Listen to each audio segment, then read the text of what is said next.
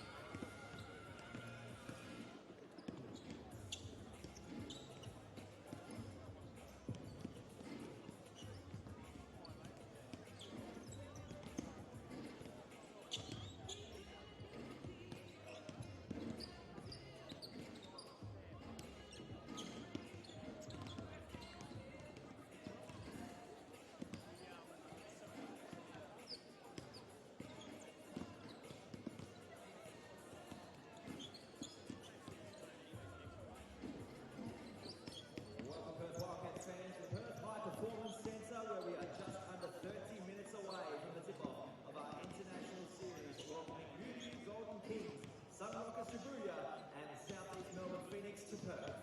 Game 1 today is the Southeast Melbourne Phoenix and Sunrockers Shibuya before your Perth Wildcats take on the UQ Golden Kings at 4:30. We wish to acknowledge the traditional custodians of the land we are meeting on, the Whadjuk people. We wish to acknowledge and respect their continuing culture and contribution they make to the life of this city and the Noongar region. Wildcats fans, the Wildcats app is your all-access pass. Get the latest news, behind-the-scenes content, exclusive offers, competitions, and arcade games all in one place. Download the Perth Wildcats app now from the App Store or Google Play and never miss a moment of the action. And Red Army, don't miss out on securing your place in our school holiday clinics. Get up close to your favourite players as they teach you skills and play games with giveaways thanks to our good friends Kickstart. Clinics are for kids aged between 5 to 12 years and places are limited, so get in quick.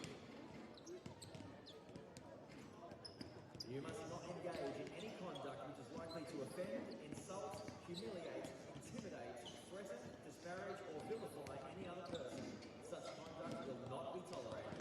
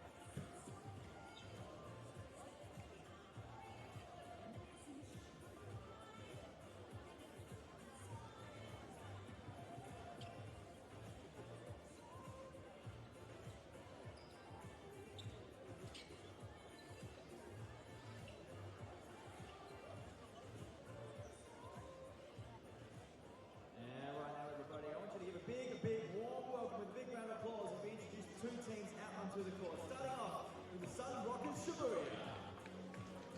Wearing number 0, Dini Lazara. And number 1, Dante Grantham. Wearing 3, John Harper Jr. And 4, Troy Murphy Jr. Number 8 is Josh Hawkinson. Wearing number 9, Leo Vendrame. Wearing 12 is Ryan Ozaki. In 13, Daiki Tanaka. Wearing 14, Toyoshige Kano. Wearing 32, Morihisa Yamauchi. Wearing 40, Thomas Welch. And 43, Yuya Nagayoshi. And wearing number 77, Koei Amori. Everybody, let's have a big warm welcome. A round of applause for the Sunrockers Shibuya.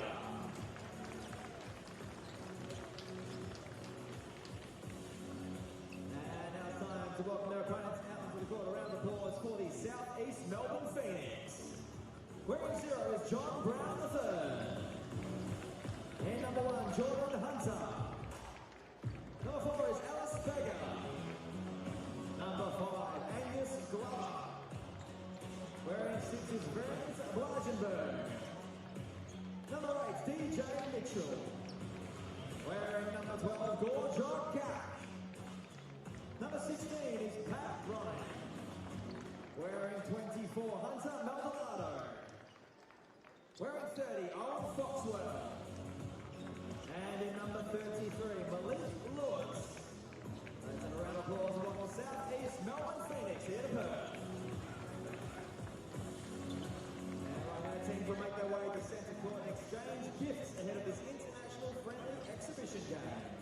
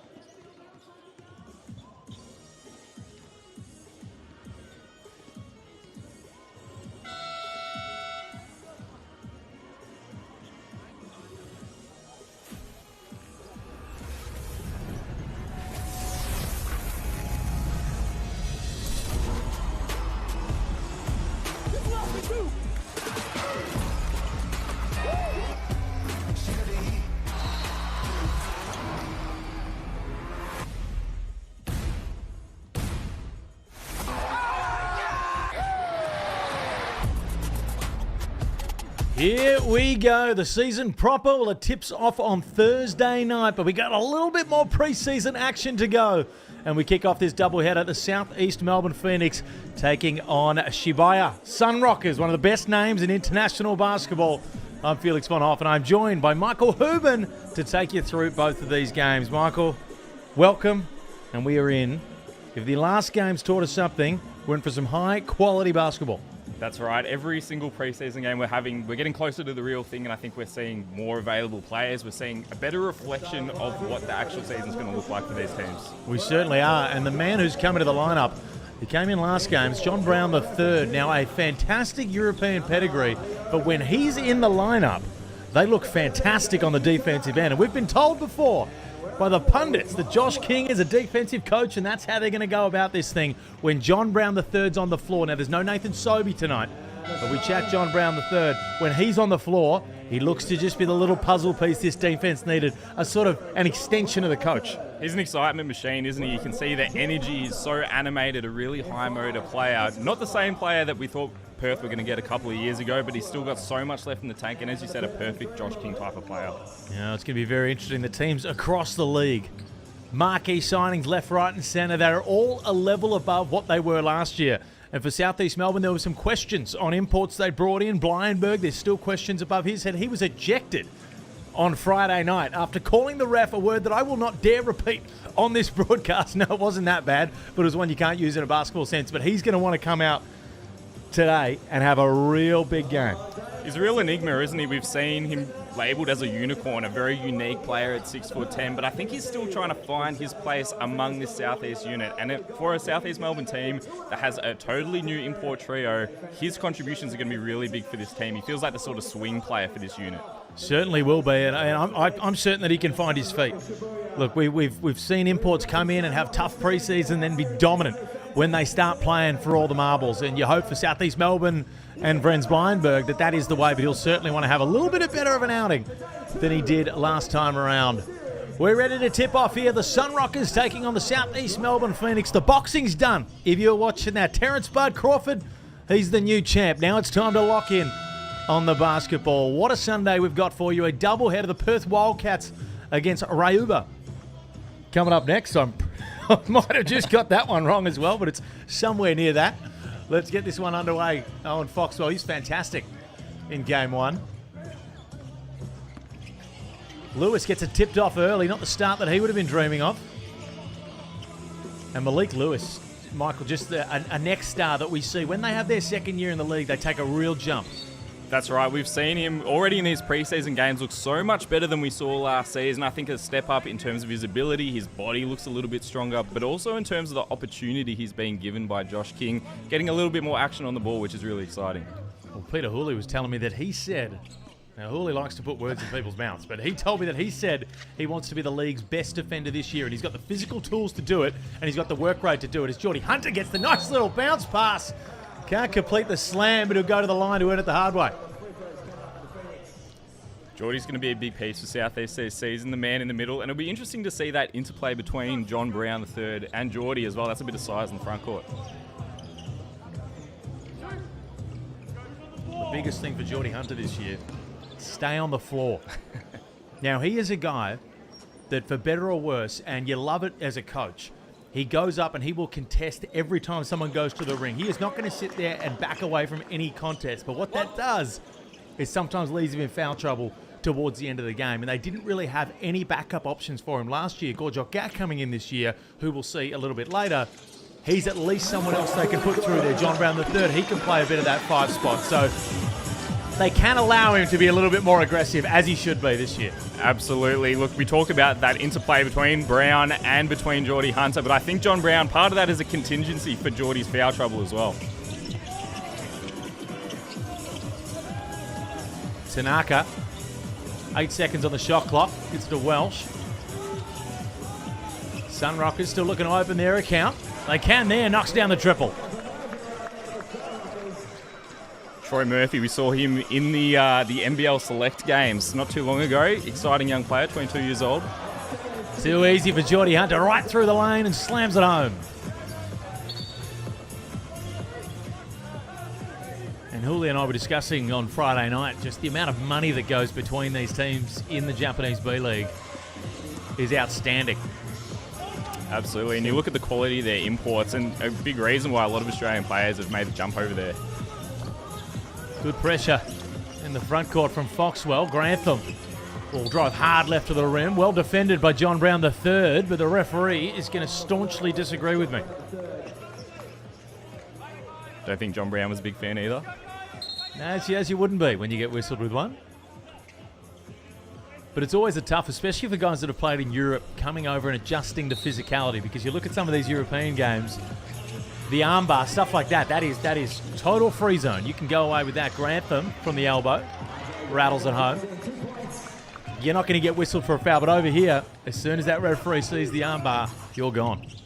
I was going to say, we talk about the adjustment that the bigs have to make. As someone who's played in the league, what do you think those adjustments are quite specifically outside of the armbar? Oh, geez, my whole 6 minutes. My 6 minutes was spent on the offensive end as well. But no, it's really positioning is where they really whistle the stuff hard. I feel like in European basketball, you can get away with a lot more sort of pushing guys around with your body that you just can't do here. And that's more just from an observational perspective. Murphy, nice drive baseline. He's going to find the shooter on the outside. Kicks it along. Vendrame, he had a strong game in game one. Malik Lewis will clean it up.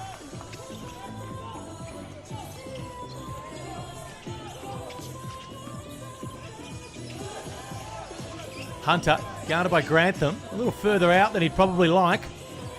Spins back, spins through, and draws the contact. What are you most looking forward to, Mike, about the season? Totally unrelated to this game. I was going to say, that's a broad question, Felix. It's going to be more, you know what, we start broad and then we get really, really small as we get close to the end of this game. But no, across the league, what are you most looking forward to? Look, I think there's going to be some fantastic matchups early. I think of Bryce Cotton and the Perth Wildcats. That's going to be a really exciting matchup. I think Adelaide 36ers. Burn that house down. Absolutely. He says, well, maybe he said about the newspaper, but we'll bend the words a little bit and say he was threatening the arena itself. It'll be interesting to see like how real that animosity is. And then the same with Kendrick Davis as well and the Adelaide 36ers. We saw Trez's comments the other day. Not massive fans of each other, it seems. There is, and I'll tell you what, for those watching it, I don't think the full story of these, we're going to try to get to the bottom of it, but the text messages that have been flying, the DMs that have been flying to people saying, hey, this is what really happened. There is bad blood between these two teams, between Kendrick Davis and Adelaide, and between those who are at Adelaide and Kendrick Davis. And you know what that means to me? It means showtime, and I'm tuning in when they go head-to-head because it's going to be absolute fireworks. Grantham up top. Guarded by Brown, gets it tipped away. Foxwell in the open court. So nice with the hesitation. Gets that one tipped away. Unfortunately for Welsh, it appeared to have been in the cylinder, but we see it right there. Foxwell getting the tip on the defensive end. Takes it well. It's such a nice, and that is against Murphy, who is a strong, heavy minutes guard of the Japanese B.League, which, as we know, we don't need to say it, is strong competition. I think Foxwell's really due for a proper breakout year. He's had a fantastic offseason, and it's awesome to see him get the keys at this point guard position. It looked like, Murray Moore for a second there was probably going to get it. Maybe Owen Foxwell was going to come off the bench. But I think leaning into the local, leaning into Foxwell, a young player whose trajectory is going up and up is a big move and a good one. Well, the hard thing for Southeast going forward is I think Foxwell's going to earn a huge amount of money playing basketball. And they've put a huge amount of work into him. And it's been a mutually beneficial thing. He's played some really good minutes for them. But I want him to be a Phoenix for life. Now, I think he's going to get a chance. Hopefully, it's maybe a summer league, maybe a two-way contract here or there. He is, a smaller frame than a lot of the guys we see getting those two-way deals. But I'd love to see him rewarded at some point with that. But, geez, I would also like to see him just become a Southeast Melbourne Phoenix player for life. Well, everyone wants to be a one-team player until the offers start rolling in, Felix. It's very easy to say until they start throwing you 50 to 100 less. Foxwell continues to put pressure on the paint and gets another little gimme there. It's fantastic to see his evolution as a scorer. We've seen him, he started out as sort of a defensive specialist. That's how he made his money really early in his career, but now he's being really aggressive on the offensive end. Thank God he made the change. Welsh at the high post. Tanaka, shot clock winding down, 7 seconds. Pulls up, stops on a dime, and that's way off. Maybe not Wales. Maybe I was a bit unkind Bit there. harsh. I thought it was about to airball. Glover finds Hunter, who almost threads the needle to Lewis down low.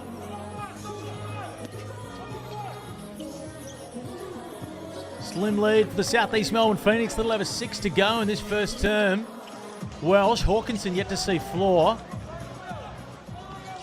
He was the massive difference maker in their first game against the Perth Wildcats. When he was on, his plus-minus was certainly in the positive direction, and he's going to check into the game very shortly.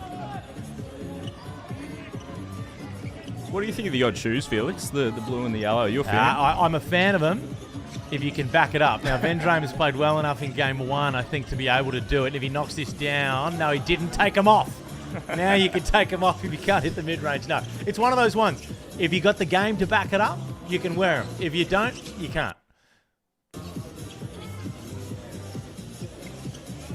Hunter up top. 10 seconds on the shot clock as Glover gets knocked to the ground. Lewis. Can he force his way into the paint? He can, but he gets it thrown away by Welsh.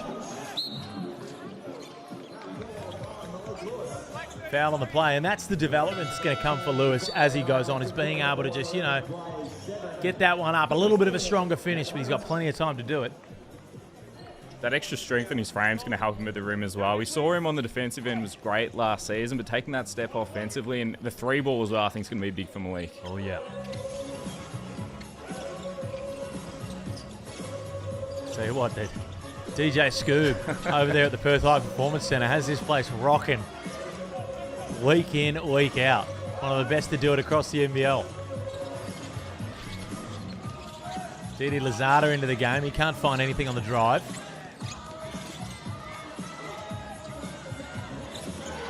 Hawkinson will knock it in, and he's the difference maker. When he's on the floor, this Sunrockers team is a tough beat.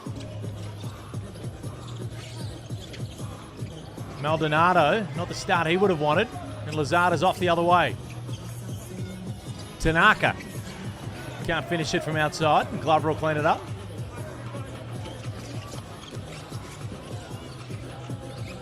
Glover works, can't find anything.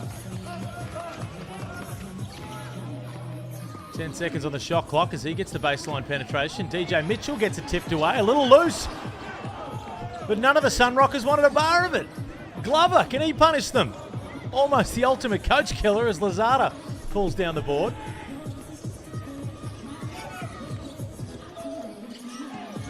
Lazada pressured by Mitchell. He's going to be called to do that a little bit throughout the year. Hawkinson flips it up and flips it in. Such a talented big guy, isn't he? Now, you'd know this. The question's been asked on Twitter about... So Josh Hawkinson, as DJ Mitchell, as Maldonado works off the screen and draws the contact. Josh Hawkinson is a naturalized Japanese player. So he plays for the Japanese national team. Now, remember, he's American citizen, dual citizen, and Japanese citizenship. Is he able to play in the NBL under the, I'm not sure the exact rule, but when we can have a player from one of the Asian countries under a restricted, it's not an doesn't come under the import. Now, can Hawkinson play in the NBL under that, or does his US citizenship supersede that? That is a great question, and look, I will say the rules tend to be a little bit fluid year to year. They do. Depends who it is. But what I will say is, broadly speaking, my understanding of the definition is you have to have been born in the country, and it is not any Asian country. It has to be one of a particular designated big market Asian country. So you think your Andre Blatches, your Jordan Clarksons, they're not guys that would be classified under that ruling. Hawkinson, I'll tell you what, you'd want to see a bit more of that in the NBL as he puts it in. He's a tough customer. He'd do a bit of damage, wouldn't he, Felix? He's got a bit of size, and we know the Japanese league, they love their bigs, don't they? We've lost some good Aussie bigs over there as well. Of course, Brock Modem playing some years over there. Nick Kay, Angus Brandt. A lot of really good Aussie bigs have earned a heap of money playing over there. Maldonado just draws the contact on a nice strong drive.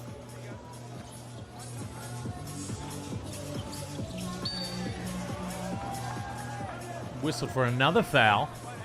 Back-to-back possessions. You can see just the size of Maldonado as well. Such a big guard, and it seems like something that Josh King really wanted, because that is a common thread between him and Amari Moore as well. Someone that can defend multiple positions. You can see that just his size is giving the Japanese guards a bit of trouble.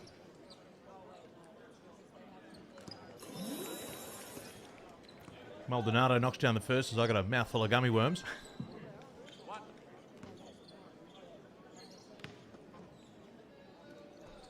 And Maldonado's a guy that's sort of, as people have come to understand, is Gak with a nice rebound. People have come to understand his role more throughout this preseason, that it's not a guy to come out there, especially with Sobey on the floor, to be putting up a heap of points. He's a good, strong defender, looks after the ball. Blindberg, he's going to work on the perimeter. Open lane, gives it off to Gak. Jeez, I would love to see him go up and throw it down. Jeez, well, he loves passing first, right? And that's what we love about Friends. He's someone that is able to take guys off the dribble at 6'10", and a nice little wraparound pass there. Fantastic wraparound pass from Blindberg.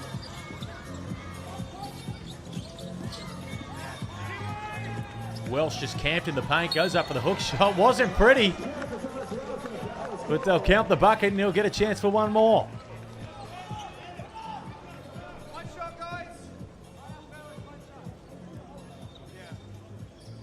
A tough move there. Not much that Gurjot Gak could really do outside of what he did. Just quietly, a shout out to Paddy Ryan as well, getting his first minutes for South East Melbourne tonight. Someone that played a couple of years at Menlo College. Oh. Hello.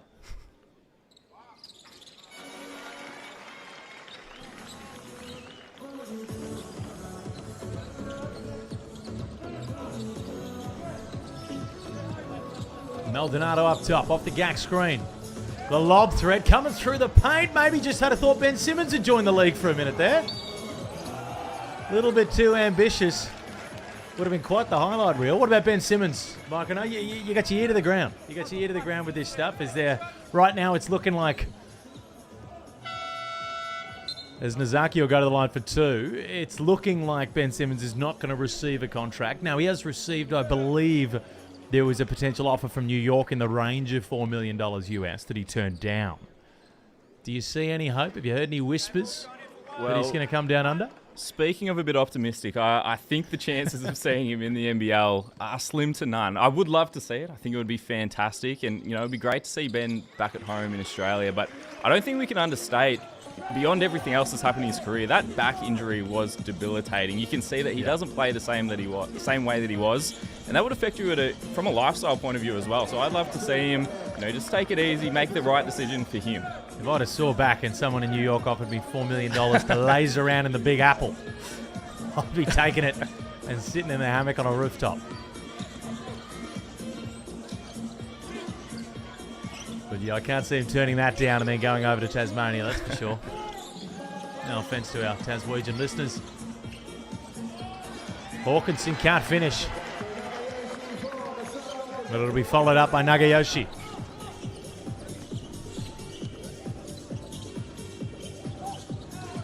And the Sunrockers just putting in a much better effort than their first game. Blindberg can't complete the triple. Hawkinson will push out the other way. Nozaki. Hawkinson, guarded by the much smaller Maldonado. He's got the mismatch. Fades away. Can't make him pay. And Gak will rip down a clean board. There's that versatility of Maldonado as well. You can switch him onto the block. You can guard those bigger players. Maldonado go under. Tries to make him pay. Hits front iron. Blindberg, he'll be needing this to go in. Now, we had a glitch, but we can only assume that the ball went in based on the score and the reaction. Poor guy. He finally knocked one down and we couldn't even see it. That's a good start for Vrenz Blindberg. Hawkinson can't complete the mid-range.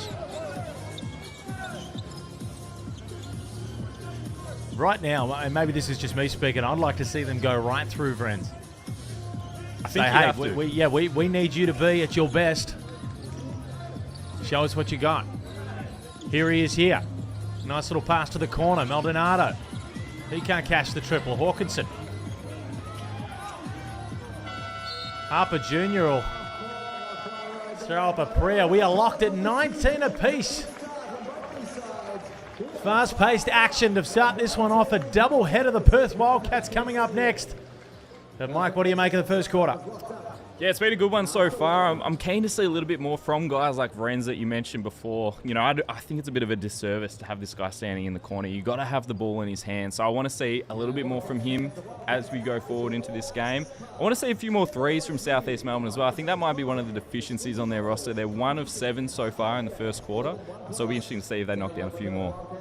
Certainly Nathan Sobey when he's in this lineup, but you could probably count for at least an extra 3 being thrown up. Whether they be good or bad shots, you know they're going up with Nathan Sobey. Now, we spoke on Friday as well. Such a key for this unit is Nathan Sobey bringing the sort of basketball that he brought in the second half of the year. And, you know, when Josh King got appointed the head coach of this unit, he came in and he started playing that classic Nathan Sobey basketball that we've known to come and love. So you'd hope for them. And he's shown some good signs throughout the preseason that he can bring that level of basketball.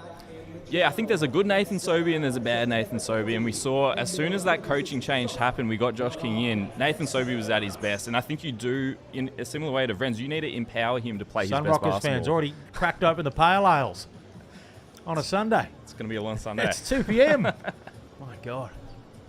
They do it better in Japan. You were saying so? Yeah, Nathan Sobey at his best, still a fantastic player, so dynamic, but you have to empower him, you have to let him play his game. Now, whether that's starting, whether that's coming off the bench, again, you can't just have him sort of sitting idle. Now, I've been on Twitter, Mike, and I don't think they're happy with Beat the Coach, Super Coach. Is that right? It's just going off what the tweets are saying. And they just remove the graphic as I say that. Smart move. But no, I think that once people give it a crack, they'll really enjoy it. Montrez Harrell's got his team in there. You got to beat him each week to get your prizes. And I hate to break it to Montrez, but he picked Jack McVeigh in round 1, who's only playing once. The whole key to the game is you pick people that are playing twice. So I think he's going to be an easy beat in round 1. If you get involved with that with Supercoach, certainly give it a crack. Grantham up top. Nazaki kicks it out. And there we go. Vendrain.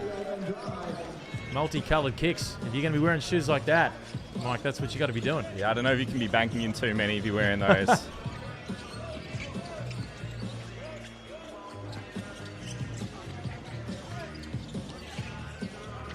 Foxwell, 6 seconds on the shot clock, deep in the paint.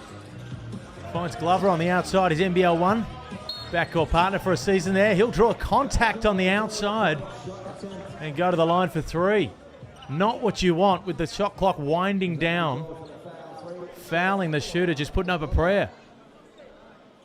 It's a tough one. Glover's one of the best volume three-point shooters in the league. You do want to contest him, but that's a bad one to give up.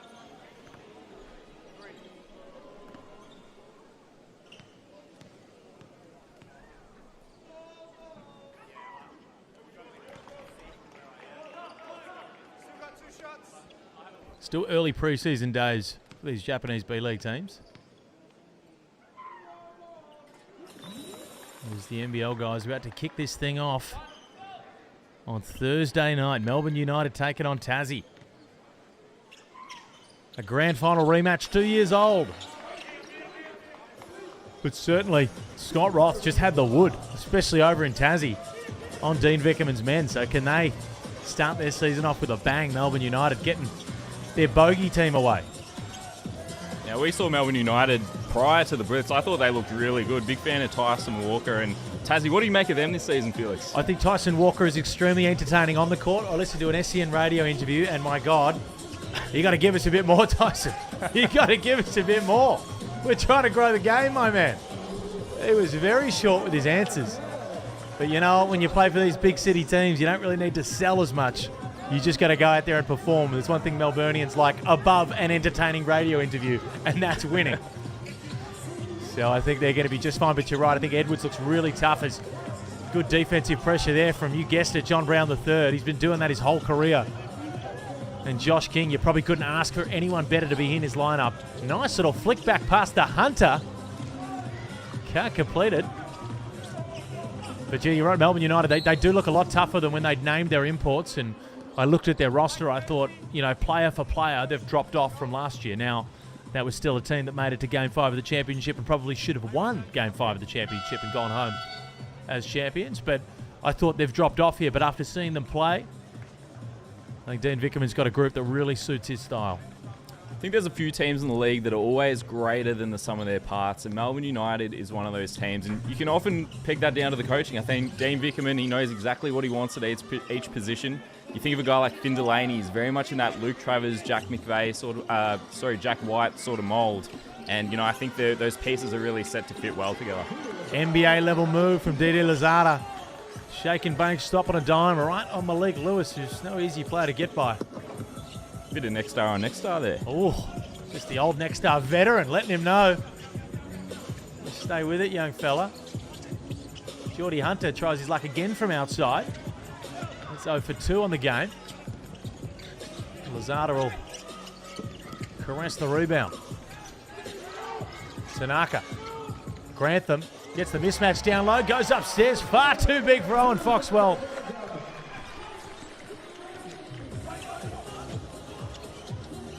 John Brown just getting pushed, and Foxwell again getting into the paint, gets it slapped away, but he'll draw a bit of contact on the way through. Will the referees give it in the two-step motion, or will they take it back to the baseline? Good move here, and good job by the Sunrockers, just noticing the mismatch down low. Not much that Foxwell can do there, but avoid the foul. Down the other end, Owen Foxwell continues to be aggressive. He had 18 points in 21 minutes on Friday, and he's leading the scoring again, 6 points so far. Tough customer. Of course, there were some threats that he was going to head over and earn big, big money playing college basketball, but unfortunately, just don't believe for his sake, for his bank account, unfortunately some things just didn't quite work out, and the NBL and Southeast Melbourne's gain, he's back here with us, and little fouls like this with Geordie Hunter are what you want to avoid. It's the ones that are not needed, right? You're inevitably going to pick up some as the big man, but stuff like that, it's just going to hurt you at the end of the day. And that's 2 fouls early in the ball game. Sunrockers fans just getting feverish, losing their minds. A second foul for the Southeast Melbourne big man.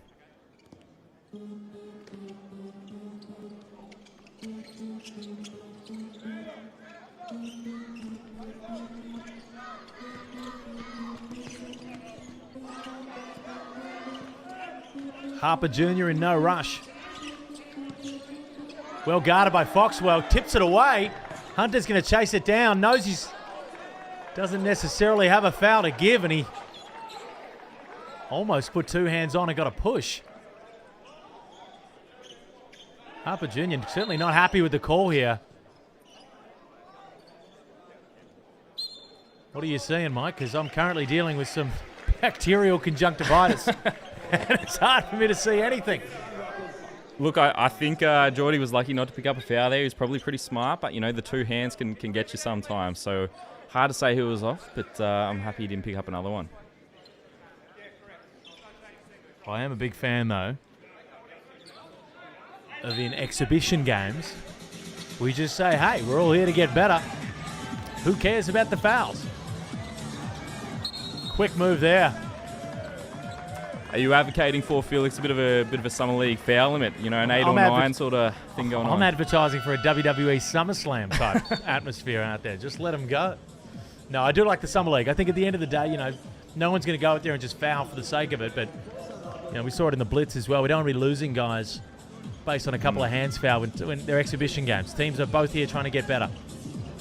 Yeah, I'm all for that. The refs are only able to do what they're instructed to do, so that's up to the higher ups, not the officials on court. The Guy Nevilles of the world. The big decision makers, the big cheese, head honchos. 1 point game, Sunrockers clearly over their jet lag and bringing it to Southeast Melbourne. Foxwell. Brown gets it into Hunter, who's going to be double teamed. Nice little back cut pass to Malik Lewis for the lay-in. That's beautiful, isn't it? Fantastic. Nice play from Southeast Melbourne. They're all defense, they tell me, Mike. And then they're going to whip that one out. Yeah, that's code for not much offense, I think. That's going to be one of their challenges. But if they're going to pass and cut like that, that's going to really help them. Geordie Hunter, a fantastic passer out of the post. And as we've said, he's just got to stay out there. He's got to stay healthy, which he's done a great job over the last couple of years. A little check-in on that three-point shooting. We're up to 1 of 9 for Southeast Melbourne. Yep.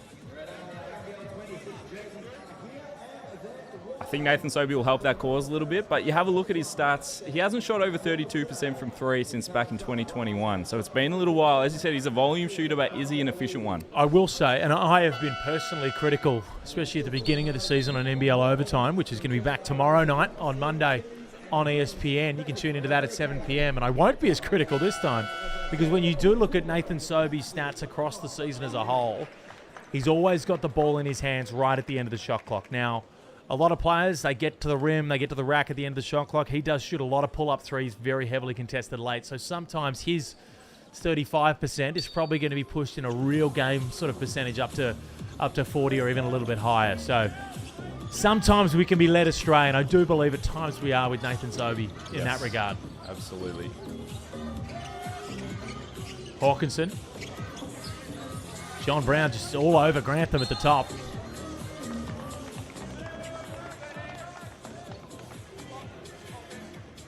An offensive foul called.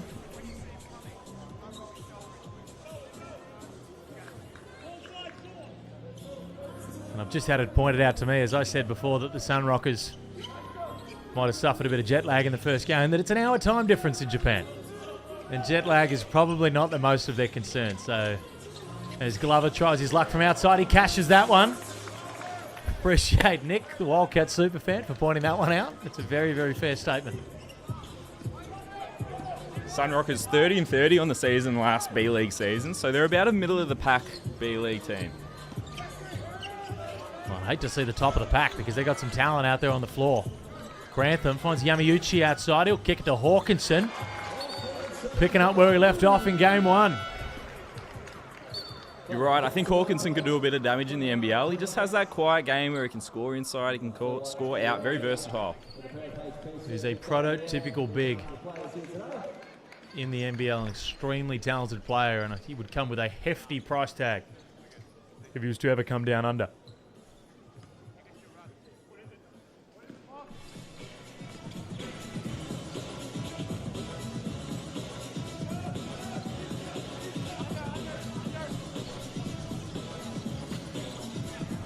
Glover from the corner. Southeast just still struggling to get it going from outside. Foxwell with the nice hands. Can he finish it? He can. I think Owen Foxwell has been fantastic on both ends of the floor in this game. You've just seen his ball pressure, just a sneaky little tap away there. But even the point of attack, he has been amazing there and super aggressive on the offensive end. It is the hardest position for a young Australian to break into a team as well, the point guard slot, because it is almost exclusively for imports. Foxwell just holding up the flag for Australia in there as well. Shout for hands on the little fella. And he's going to go in transition, draw the contact, and one. How's the purple patch from Owen Foxwell? Just relentless activity from Owen, and this is why we love him so much. This is how he earned his keep early in his career. Just the 1%ers playing with great activity on the defensive end, and what a finish as well. 22 years, Owen Foxwell. Now, there are guys that have played at big universities over in America, and we've all known their name as they've been going through college. Australian guys have come over, and they haven't been able to put up anywhere near the sort of production that Owen Foxwell has. It's amazing that sometimes we can sort of lose sight of the guys that are over here in the NBL and we assume that they're already 25, 26. He's 22 years old, a young 22. As you said, he had the opportunity to potentially go to college this offseason, a la Ben Henschel. Didn't make the move, but you could imagine he would be a starter at a Power 5 right now if he had the opportunity. Definitely 100% a starter at a Power 5. You could take guys out of college over there that would not. Look, we have next stars that come over, and of course they're obviously much younger, but nowhere near the production. Nice little pass there. Blyenberg back into the game, finds Glover. I could not possibly be higher on Owen Foxwell, and I think under Josh King, the pressure from Southeast Melbourne, this is what you're going to see this year. Absolutely. Look, we've spoken about the offensive end. That's one thing, but this is where their bread and butter is going to come from. Their pressure, 1 through 5, has been fantastic in this game. And it's guys like Glover, as he tries his luck from outside. That would have brought the house down if it was at John Kane. Blyenberg, can he continue to trouble the scorers? Nice little pass off to Gak there, and maybe I was wrong calling for him to finish earlier because that's nice. Two nice little Passes there as the official just says to Southeast Melbourne, be friendly and don't play such aggressive defence. Can they continue to heap the pressure up? But as I was saying, it's guys like Foxwell and Glover who just feel like they're right in that Josh King wheelhouse of player, especially Foxwell. They're setting the tone, right? And you're adding guys like John Brown III, who I think is almost like the perfect energy guy on and off the court in terms of what we're talking about with this Southeast Melbourne identity. And, you know, they could potentially be the best defensive team in the league. And that's what I want to see as well, because I still see, as a Melburnian and as a Victorian, I see Melbourne United as the suit-wearing, coffee-drinking Blue Bloods, and Southeast Melbourne, from out in the suburbs, the workhorses. And the fact that they're playing that style, that hard-nosed, gritty defensive style, it just works for the narrative. Didi Lozada with a nice little fadeaway. And look at him. Hold him back. The Sunrockers are going to storm the court if they keep this up. But the storylines of this season are just writing themselves at the moment. And Weinberg, nice little whip-around pass. DJ Mitchell can't get the finish. Cannot wait to tip this thing off on Thursday night in Tasmania, live on ESPN. Welsh gets the matchup with the smaller Maldonado, but he's going to give it away to Hawkinson. Mitchell in the open court. Glover, does he go upstairs? Couple of knee recos, don't worry about it. He's still got the hops. We got ourselves a ball game here in Southeast Melbourne. Push the lead out to 9. That's one way you can make up the offense, get some easy transition points, defense into offense, and it's great to see a little bit of athleticism from the glove as well. The glove? Did you just think that up on the spot? Didn't think it was 2 left to centre, but no, it's not. But I hadn't heard of it. But you know, I've heard of Gary Payton as the glove. It's certainly big shoes to fill. I will throw out. This is another nickname. I won't claim it. I did see it online today. Andrew Andrews, the new Cairns Type Ends import. Tell me if you can think of anything better I saw today. Sure. I can think of a lot better than Andrew Andrews. The Echo. Oh, that's good. That's fantastic. The Echo. I might be rolling with that. And there's probably less people watching this stream that'll be watching, you know, the real stuff when we kick off on ESPN. So I will be stealing that and claiming it as my own. I can't begrudge you. I stole it first. 9-point lead to Southeast Josh King. He'd be very happy with that number on the Sunrockers. 30 points with a little under 4 minutes to go in this first half. They were fantastic on the defensive end against Ryuko, the Golden Kings, on Friday night. And what we've seen here, for anyone that had concerns over the Blitz, now admittedly it's against different competition, but these B-League teams are tough. Good signs. Grantham, tough move, and one in the face of Gak.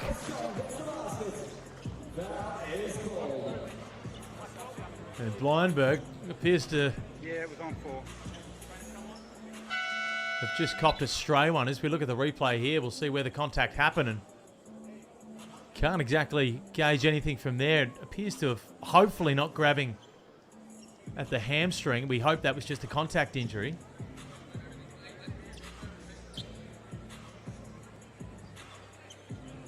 He'll be helped to his feet by his teammates, and never what you want to see in the preseason. We'll try to just gather as he walks off. And feel free to correct me on any of these, Mike, but I would lean towards a lower leg injury in the way that he's walking and holding his sort of quad. Yeah, something in that lower half. It's hard to say exactly what, but it has been a tough pre-season for Vrens. You know, you mentioned the ejection previous game. I think he's still trying to find his feet, and limited minutes so far in this one as well. We've seen a couple of nice passes, but I think he's still trying to figure out where exactly he fits, and this little knock keeping him out of this one isn't exactly going to help his momentum heading into the rotation. No, and he'd been attacking the rim, made a couple of nice passes. This could have been the game where he was finding his feet. Unfortunate stuff for Vrens Blindberg, the unicorn. Maldonado off the Gak screen. It's deep into the paint. Pass will be picked off.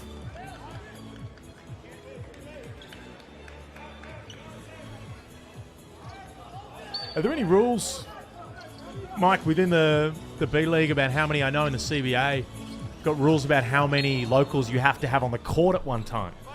Are there any of those? As the Phoenix are in the bonus and they'll go to the free throw line. It's a good question. A good question that I do not know the answer to off the top of my head. But I believe Pete might have touched on this one on Friday because I was listening to your fantastic broadcast. Oh, God, I probably should have been listening to him. I'm not sure if he's the authority on the topic, but I believe there was some restrictions about how many imports you can have on the court at the same time. Well, I might have to text him and apologise for not listening on Friday. With that being said, very different to the CBA, the Chinese League. You look at their rosters, half their team is imports, so it makes no sense for them to have these restrictions. But you look at these B-League teams, they only have a couple, so I think it's less of an issue in this league. Tell you what, if you like stories, and that one will go backcourt violation, good pressure from Malik Lewis. He wants to be the best defender in the league this year. Well, he's going the right way about it, and I reckon he's on the right team to do it as well. The more you think about it, we're watching play after play. You know, we mentioned Owen Foxwell, Angus Glover, but they have so many personnel on this defensive end. And Malik Lewis, potentially one of the most versatile out of all of them. God, it's almost impossible when you try to make your top 4, top 6. Who do you leave out? And you know, who gets the wooden spoon this year? It is almost impossible to work it out. Maldonado just bullying his way into the paint. Grantham comes over to help out his teammate that was under duress. And Gak will help out his.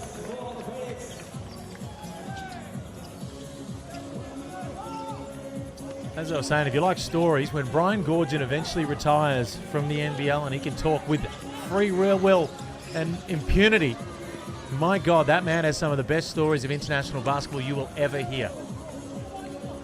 Some of his stories of his time in the CBA, fantastic, and I reckon I've heard 10% of them. I can only hazard to imagine that 10% is still quite a lot, knowing Goorjian's storytelling capabilities. Part of the reason I heard 10% was it takes me about an hour to tell each one. So that's part of the reason. But he tells them well. I've always said we're missing a coach in our commentary team, and he's the one. As soon as he retires, get him in the broadcast booth because he knows hoops and he loves to yap. Absolutely. What an incredible career Gorge has had, and to think that he's still at the helm at the Kings, a very successful franchise this late into his career. Gorge is one of my personal favourites. Oh, look, maybe just a tad. It's all relative, right? Drinks enough C4 to... I think his heart thinks he's about 21, and he operates like he's 19.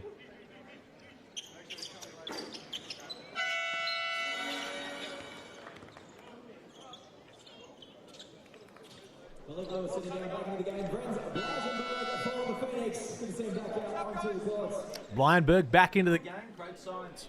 Great signs for the Southeast Melbourne Phoenix with Blyenberg back into the game after a little injury scare.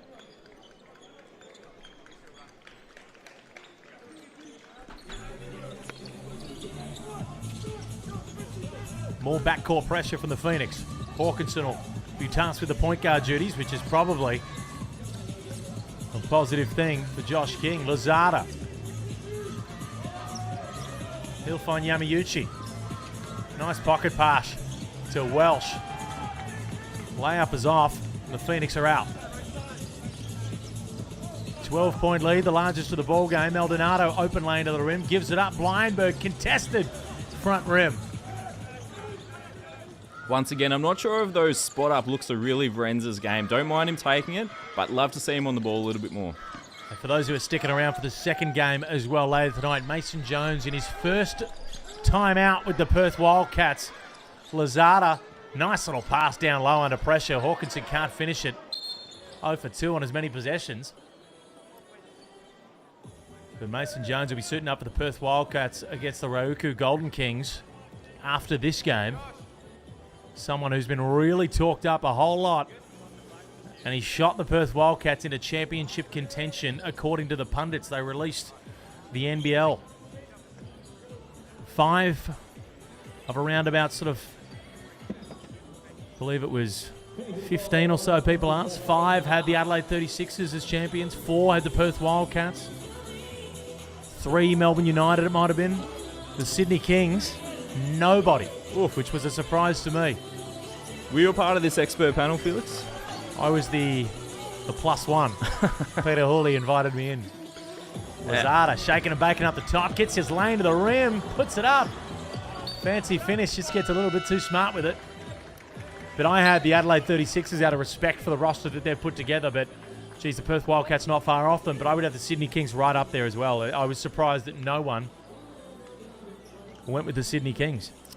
When I think of the Sydney Kings, I think about the resurgence of Jalen Galloway. He had a fantastic time with the Boomers this offseason, and I think most people haven't considered the impact he's going to have on that roster this year. I think he's going to be one of the better local wings in the league. I wanted to see more of him at the Blitz. I didn't think he brought that same intensity to the Blitz. Now, that we can't read into that too much as the pass gets tipped off by DJ Mitchell. And there we go, getting into the paint. Nice little finish there. Paddy Ryan, love it. From Paddy Ryan.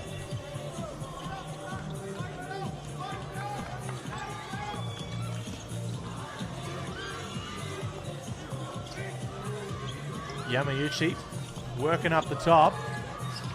A little too far away from the rim to cause any strain on the defense. But he gets right to the paint there. The sky hook. Oof.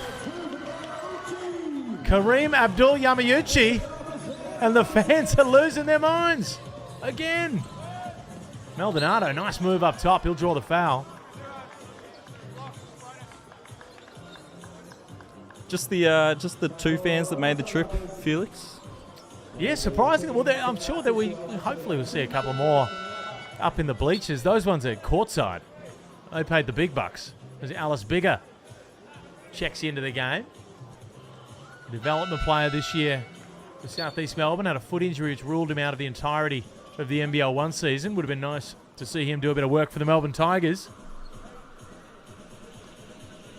Could have got you over the line, Felix, potentially. If Gazy had to sub me in, we would have won. Everyone was saying that, weren't they? Isn't that what they were saying online? No, they weren't. Who would wave the towels if you were on the court, Felix? No one. How would that work? No one. Who would Gazy be able to look at? He used to always, the thing I love about Andrew, he's one of my favourite people on the earth. I think if he got a job with a different NBL club, he could have been a fantastic NBL coach. He's that good. He used to look down the bench when someone went wrong on the defensive end. He'd look me dead in the eyes and say, "What are these guys doing?" And I'd say, "I don't know, man." As if I would be able to do any better when I was out there on the court. I was going to say, he's asking the wrong guy. Yeah. As we wind down this first half, Southeast Melbourne, a 14-point lead. They've really cracked this one open. Can the Sunrockers come back in the second half and make this one a ball game? They fell by around 20 to the Perth Wildcats in Game 1 on Friday night. Can they do a little bit better here in the second half? What are your thoughts overall? Well, I thought we saw a fantastic run from the Phoenix in that second quarter, and it all started on the defensive end. That was a snapshot of the identity that Josh King wants for this team. They were fantastic, getting stops, applying pressure on the ball, getting transition buckets, and they led the rebounding count as well. So they're all the boxes that they want to tick. We do need to see a bit more from the three-point line. 2 of 15, it's not exactly what we want to see, but look, they're not an offensive team. They're a defensive team first. Well, that's the thing. Josh King, he prides himself on being a defensive coach. We knew that when he came over at the quarter point of last season, and now finally he's been able to get his actual fingerprints onto this roster. John Brown III, Owen Foxwell playing big minutes, Angus Glover getting out there. Malik Lewis into the starting lineup as soon as he got over here. He saw the defensive tools that he had on offer and said, "Get this man into that starting lineup." And it's worked dividends because over the last 2 games, they have looked fantastic on the defensive end, which is all he cares about at the moment. And Sobey, of course, out for this game. And see the Wildcats. That Ben Henschel's, he's got to be related to Ben Henschel, surely. Surely. Look at him. That is Ben Henschel 2.0. Same hairdresser. Yeah, waving back at you. Welcome in. We're going to take a little break. Second half, not far away.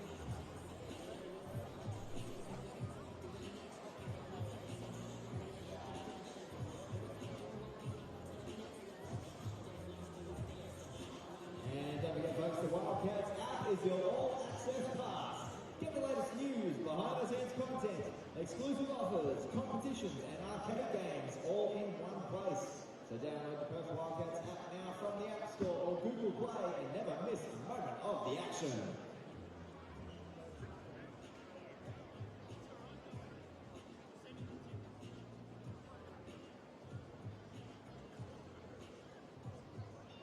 The Wildcats arcade is back and bigger than ever. We've got 6 brand new games shoot hoops or t-shirts, challenge your mates, and win awesome prizes. Download the Wildcats app now and start playing.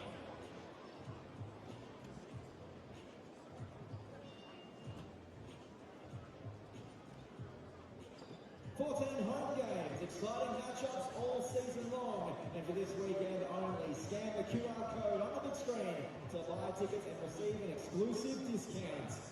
First game of the NBL26 season for the Wildcats is next Saturday night.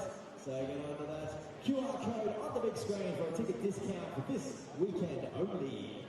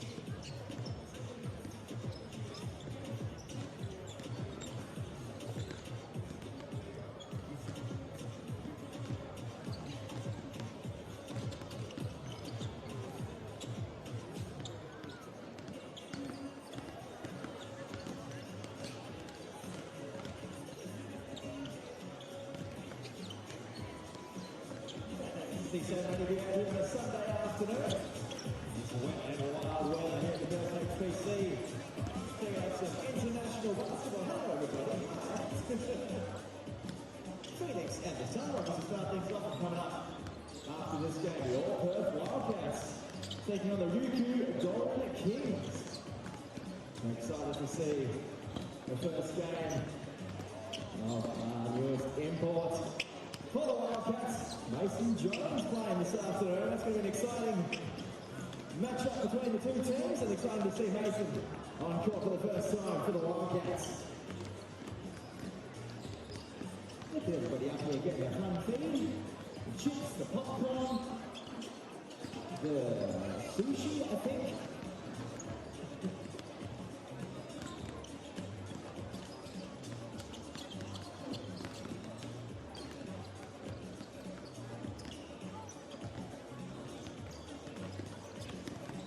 Got a nice line of the merchandise stand in the top corner here by door number 1 next to block 206 and 207. In the top corner. With the new Wildcats merchandise with a brand new logo. Be sure to get decked out with some new Wildcats merchandise before the season kicks off next Saturday night against the Jack Jumpers at RAC Arena the Jungle. The Red Army back in the jungle next Saturday night. Hi.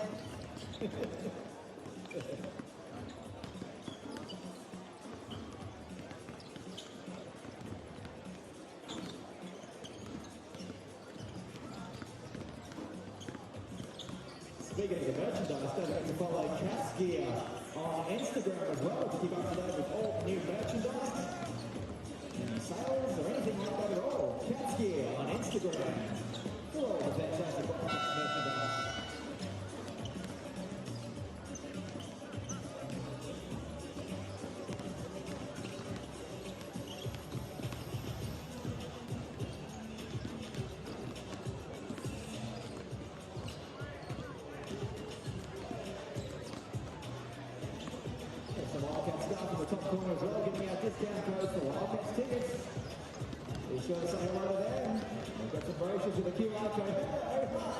Everybody's so friendly, I love it.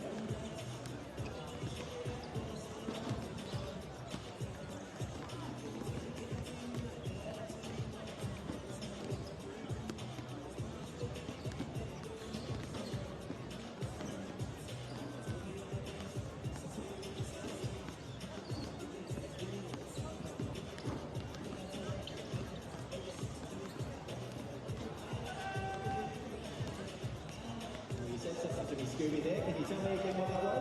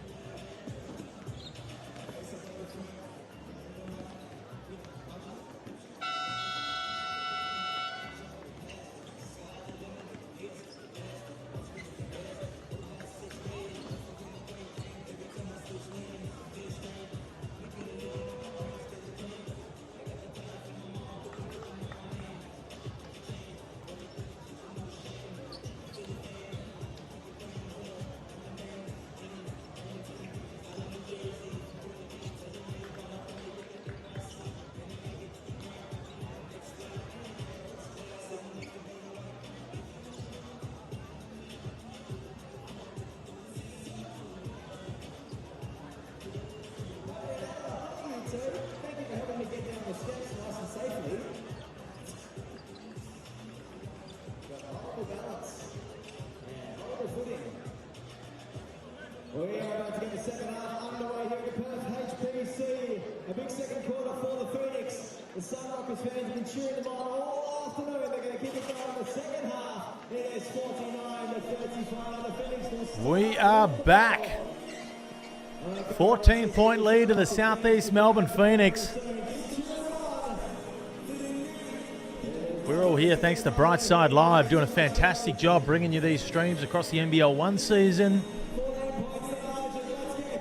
across these Japanese games as well. Bringing basketball to anyone who wants it.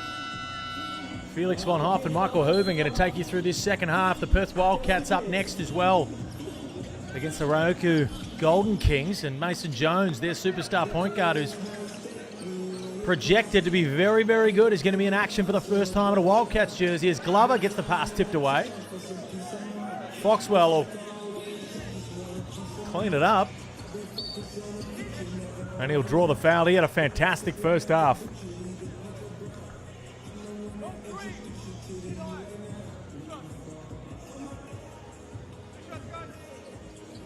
Feels like Owen Foxwell is just establishing himself as one of the premier local point guards in this league. And you think there's not many. You think guys like Shea Ely, I think is probably the first guy that comes to mind. But what a luxury as an NBL team that you don't have to go get an import point guard. That you can have someone like Foxwell at the one. You can go pick up an import wing or something instead. Having an Australian point guard, if there's one good enough, which I believe Owen Foxwell is, and especially over the next couple of years, he'll continue to get better and better, really allows you to free up your roster. I'm a big fan of talented import bigs, which I think Melbourne United and Edwards have found one there. Don't necessarily need the ball to go one-on-one, but above the rim, play their role. I think they've got a gem in Edwards. Lazada, 5 seconds on the shot clock. That one's tipped off by Foxwell, who every time we've sung his praises, Malik Lewis just takes about 7 steps on the way to the rim. Once again, Owen Foxwell though, right? Getting the steal. It'll be interesting to see if it translates against NBL competition. But right now, he is flat out dominant on the defensive end. And every time we start to sing his praises, he does something special.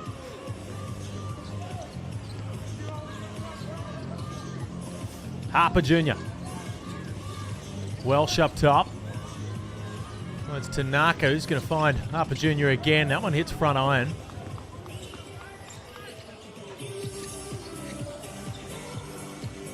Glover almost loses a dribble. Nice pass there. Almost a reversing of roles. Hunter up top to Foxwell down low. Can't complete it. I think we're going to see a bit of playmaking by committee for this Southeast team. Owen Foxwell, obviously the head of the snake in that regard, but Brent's Weinberg, and we're seeing a bit of playmaking from Geordie Hunter as well. It's going to be a real 5-man offense. Hawkinson could possibly get closer as that one rattles out. Lewis pulls up, heavily contested, cashes it. He's looked good this preseason, hasn't he? Certainly has. He's taken that second year next star step up that they always do. And at his age, he'll just continue to get better with more reps throughout the year.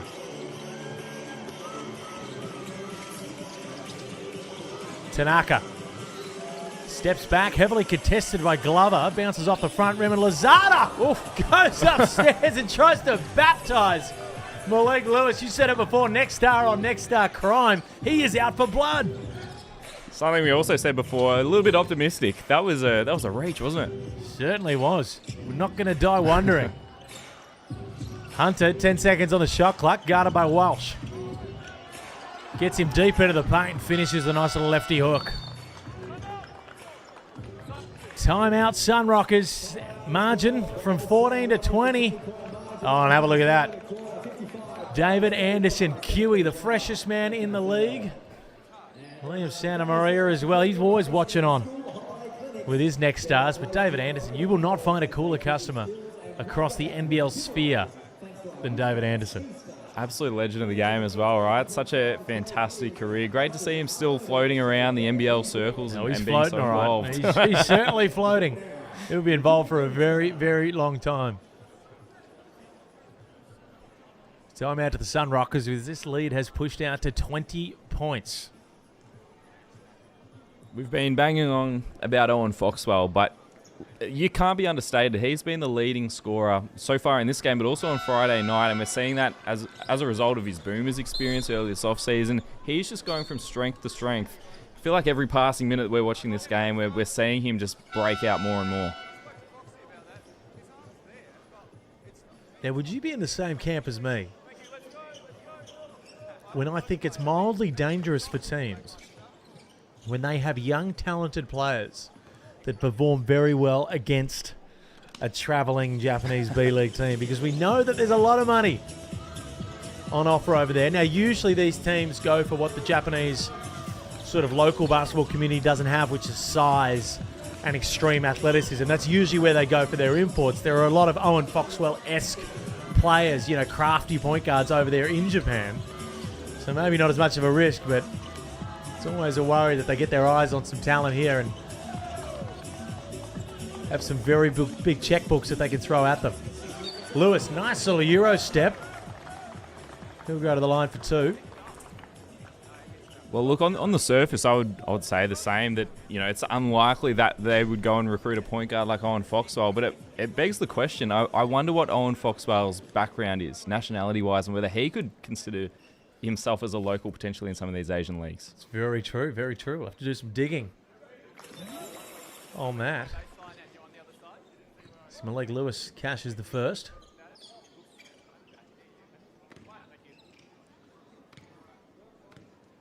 Perth Wildcats fans at the back, you can see starting to stream in. It's Mason Jones, the man who took them from a lot of people predicting they'd finish around that 4-5 mark to now being a championship contender with the likes of Adelaide 36ers and Melbourne United. Will he be as good as advertised? G-League stats. He put up a lot of points and they often translate over those G-League stats. Nice little pass there from Didi Lozada to find the shooter on the wing. And Harper Jr. cashes it. It was a long off-season for the Perth Wildcats, wasn't it? It was a bit of a slow burn. Obviously, you know, when you lose Bryce early, everyone was sort of out for blood, but Mason Jones, what a perfect sort of replacement, as good as you could possibly get. Foxwell looked to get a little bit of contact, goes unwhistled, and Harper Jr.'s out the other way. Hawkinson finds his point guard again. He'll get it back. Lozada buries the triple. Couldn't land one of the most ambitious dunks we've ever seen earlier, but he'll get an extra point out that far. Nice pass there to the back cut of Glover. 9 seconds on the shot clock. Hunter turns down the triple. Glover, he won't. For good reason. Splash. We've touched on the lack of shooting on this team. I think Angus Glover is going to be a big piece for that, and he's going to be so vital with that floor spacing on the wing. Lozada in no rush up the top. Skip pass. Tanaka. All net.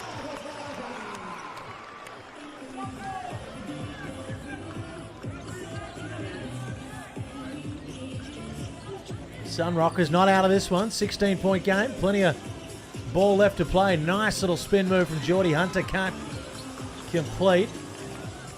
Malik Lewis will wrangle in the offensive rebound. And Hunter will get another chance at it on the other hand. Good touch on the left, doesn't he? Both hands. Very strong, that hook shot. And he's another guy that just doesn't overcomplicate the game of basketball. No need to fade away too far. Just get to your hook shot, use your height. Lozada steps back, buries it.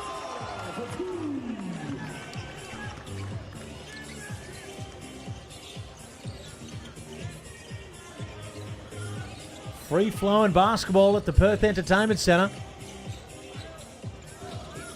Foxwell, we've sung his praises all night. Nice little step back there. Can't put the cherry on top. Tough pass, finds Hawkinson in the paint. Looks to have got clobbered on the way through.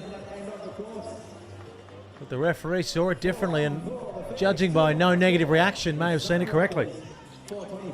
Yeah, quite clearly a foul, I think, on that one. How's about the move by Owen Foxwell down the other end? He missed it, but just one of those confidence shots, right? You're seeing him take on a bigger offensive load, and those are the sort of shots that are really going to help him sort of up that volume.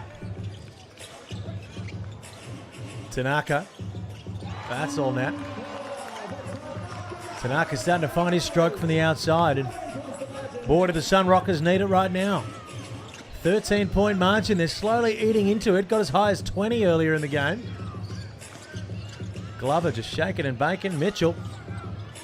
He can't return serve on that end, and the Sunrockers can continue to eat into the lead. Harper.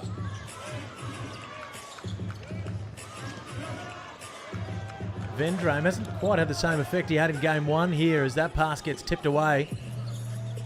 Maldonado with the quick release in the corner. Phoenix just letting them hang around the Sunrockers. Grantham, we haven't seen too much of him. Harper Jr., geez, that would have really sent the two fans courtside crazy for the Sunrockers. Blyenberg into the game. Does a good job of finding his teammates on the perimeter with those explorative dribbles. It's a nice, tough finish there from Maldonado. So fascinating. We've only had the 7 minutes from Vren so far. Again, the confidence that Josh King has in him right now, maybe he's a bit of a project for this team. Maybe as the season comes along, his role's going to grow. But right now, it doesn't feel like he has the full trust of Josh King.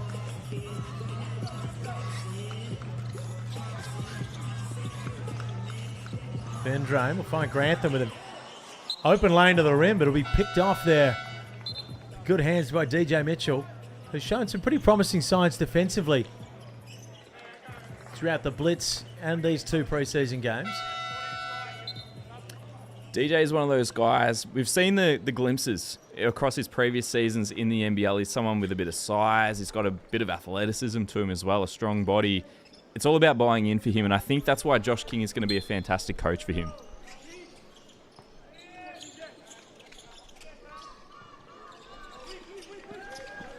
Van Drame up top. 7 seconds on the shot clock. Welsh is going to have to find something to do with it. Finds Nadaki, who gets stuck on an island.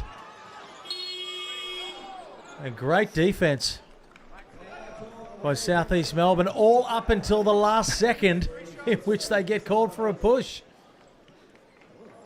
And Coach killing stuff there. It's those little things for Vrens. We talk about all the special qualities he has, that passing off the dribble, which is so fun to watch. But that's the stuff that's going to get him on or off the court. He needs to really tighten up on the defensive end, among other things. Josh King, 12 coffees a day, I believe, is around that mark is what we heard in the preseason. And speaking of coffee, someone get one to Murphy, because he needs one if he misses this. 0 for 3 from the 3-point line. Let Southeast and Vrens off the hook. If the foul at the last second of the shot clock after a good defensive possession to Coach Killer, then God knows what that is. And DJ Mitchell with a nice lay-in. And Southeast have just pushed this one back out to 17 points. Vendrome with a nice drive. Well put off there by Gorjok Gak. Maldonado in the open court. Has he been able to fool the referee into a shooting foul? I don't believe so.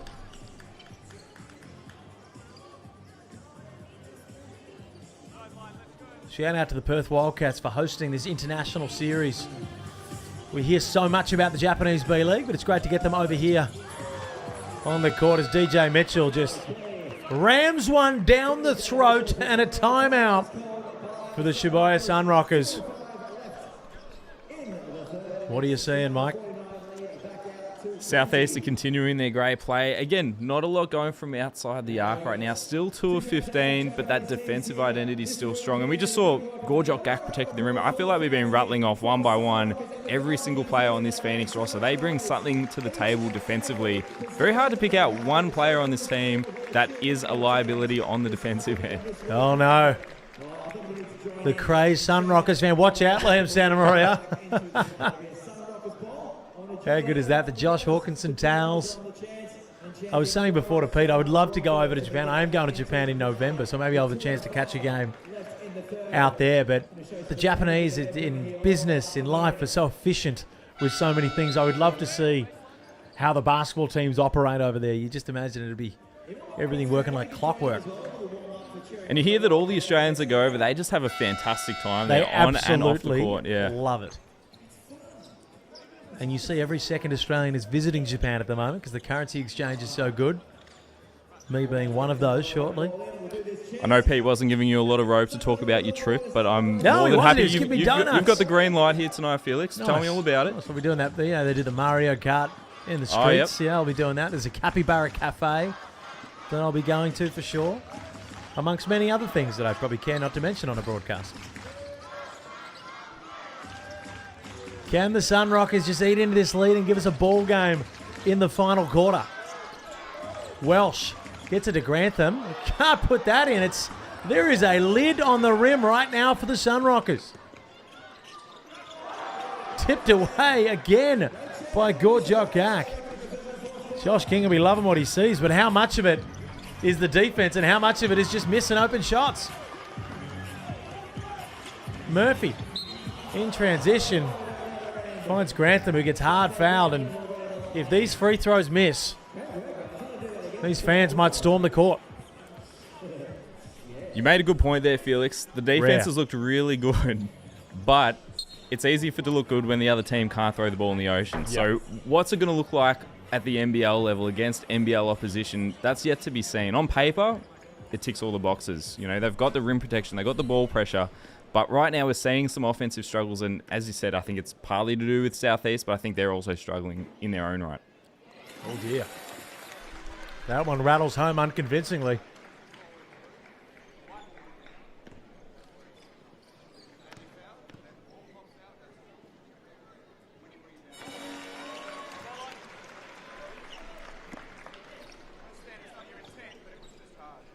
There we go, an 18-point lead.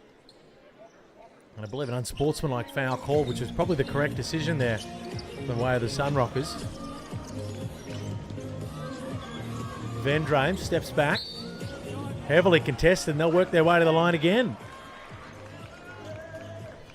Those jump shooting fouls, you just don't need them, do you? Certainly don't. And just a bit overzealous on the closeout there. And if you're ever going to try to fight your way back into a game, it's 3-point shots and free throws.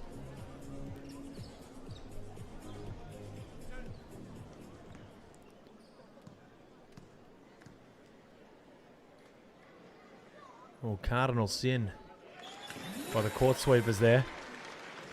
Walking on the baseline while the shooter's shooting a free throw. It's a bit cheap, isn't it? Oh, no. Wouldn't want to be doing that on the road. Won't get away with it now.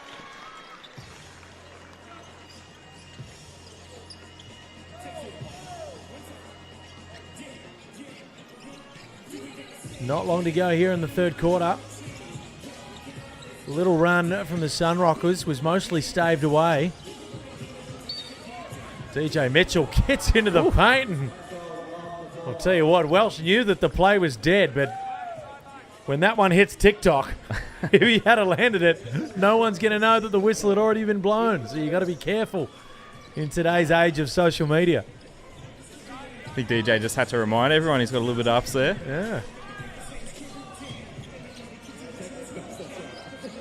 Ryan up top. 8 seconds on the shot clock. Mitchell throws it up to Gak, who puts it down. Good job, Gak. Above the rim threat. Nice pass by DJ Mitchell. Murphy finds Grantham, tries his luck from the outside. They'll need every point of that, and they can't get it. But good job, Gak giveth and he taketh. A foul on the other end. You have a look at this. Maldonado. Well, DJ Mitchell it was. The nicely weighted pass. And that chemistry will continue to develop. One of the better lob threats in the league, Gorjok Gak. He's 6'11", 7'5" wingspan, just an insane length to him. As I said, an interior presence on both ends of the floor.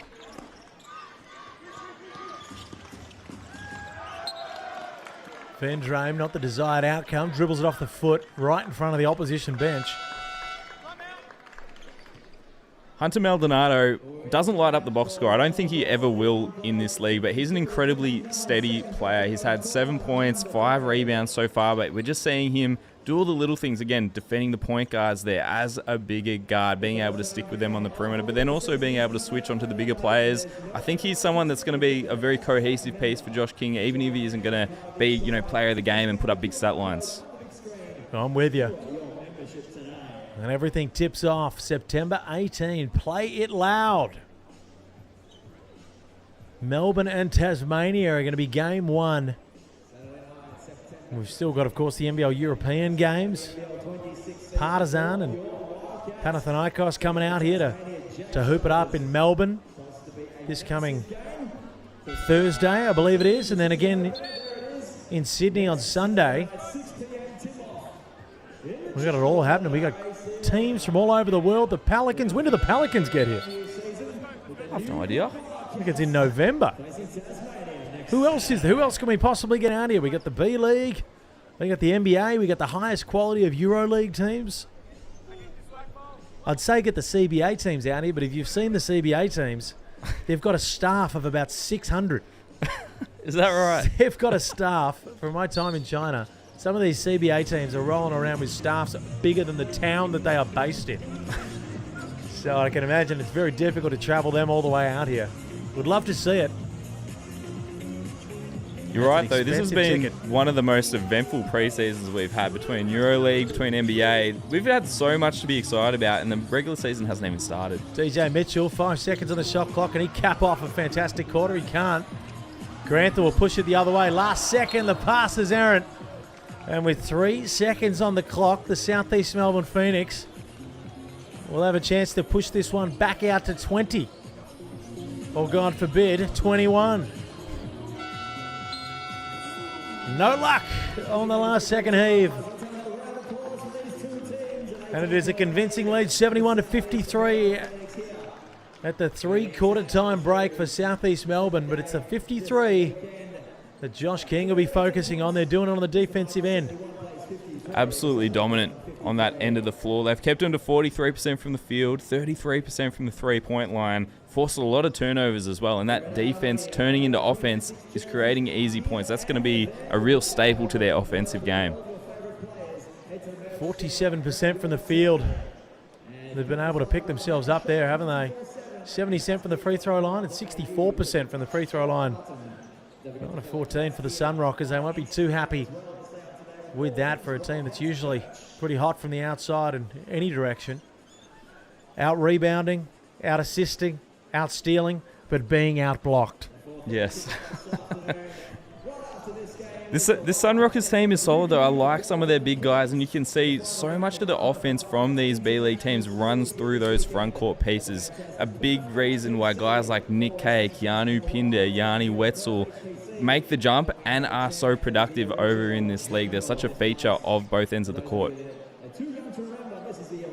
Just a suggestion on Twitter. Now, I've said before to bring the Philippines national team out here.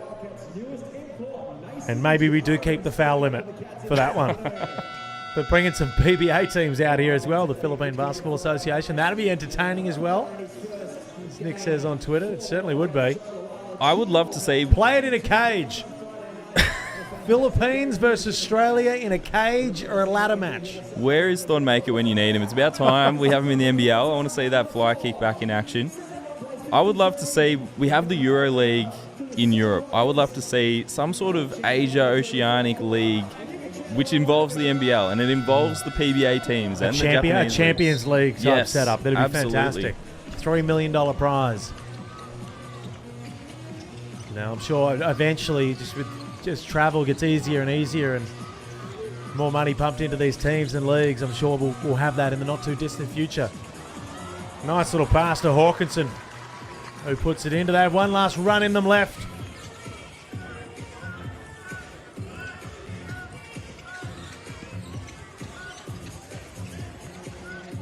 Don't forget, you've only got until Thursday to jump into Supercoach, but you can jump in at any time throughout the year this year because it's Beat the Coach. It'll be weekly instead of across the entire season. So maybe if you're not feeling it, maybe if you're just watching the footy this weekend, you still got time to get into it later as shot clock will time out on Angus Glover.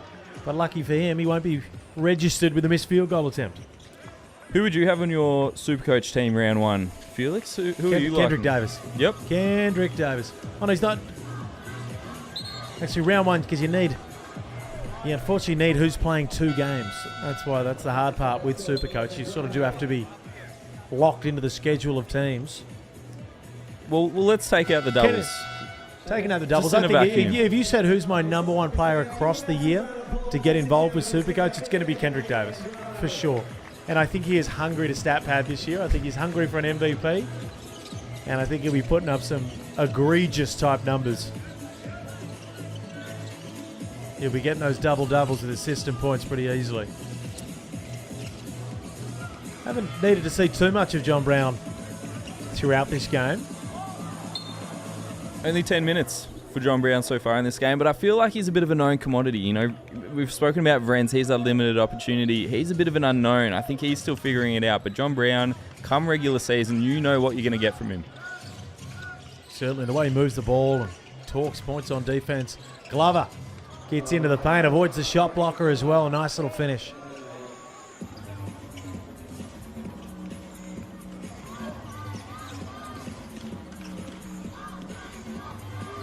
Now, it was about this point of the game last night that DJ Scooby started to get into a bit of Panic at the Disco type operation. I will say that's the one thing that has underwhelmed me so far this game. I was looking for a bit of DJ Scoob, Well, but hopefully we haven't scared him off out of the out of the bangers, as Hawkinson knocks one down from the outside. Nice pass there from Geordie Hunter. Glover couldn't find much to do with it and gets the pass back. Nice play by Southeast and fouled in the process. He did bring out, I believe it was Panic at the Disco late in the game, and it stuck out like dog's proverbials compared to what we had been hearing for a majority of the game. But he does do a fantastic job. The Perth Wildcats, the in-game entertainment that they do is second to none. I will say I have been to a game at RAC Arena. Isn't that fantastic? I didn't think anything would top John Cain, but that to me is my number one. They do a very good job at John Cain as well. Rattler on the mic. Foxwell. That one's off. And Hunter, just a little bit lackadaisical with it on the offensive rebound, gets it picked.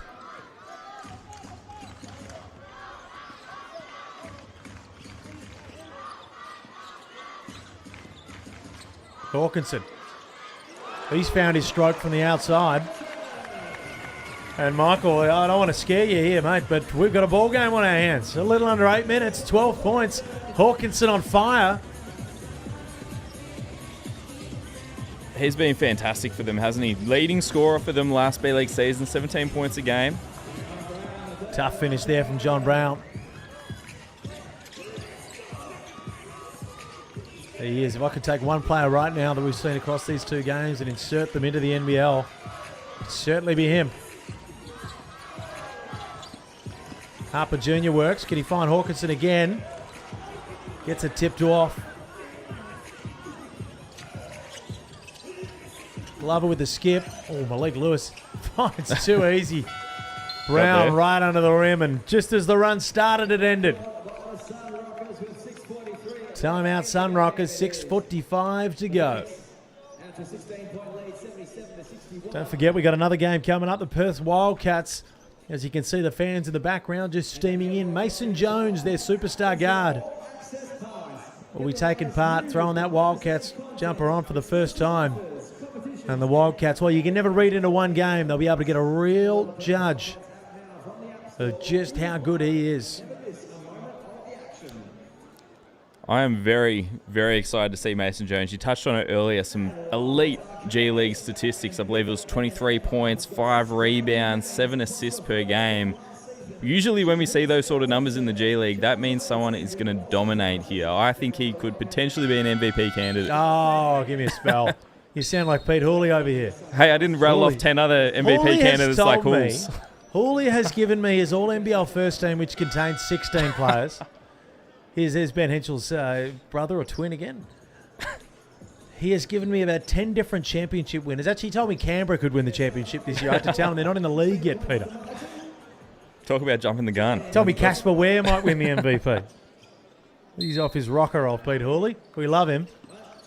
But he changes that opinion far too much. 16-point lead to Southeast Melbourne. They're doing a great job on the defensive end, limiting this Sunrockers lineup, which is stacked with talent, to just the 61 points. Lazada, as the shot clock winds down, he'll get himself to the corner. Nice skip pass there, finds the open shooter, and he'll cash it in. Grantham, we see most of his work on the inside. So money where your mouth is, Felix. You're talking up Kendrick Davis. Is that your MVP for this season? Yep. Really? I think Sydney are going to win enough games. I think Kendrick, he's potentially the MVP last year. I think Bryce Cotton, as Grantham gets it tipped away there. He wants the foul. He's not going to get it. Great hands by, well, I presume could have been Malik Lewis. No sense of theatre to take the three on the other end. He'll come up with it here, though. Steps back. Can't complete the end-to-end. The Sunrockers still a little life left in them.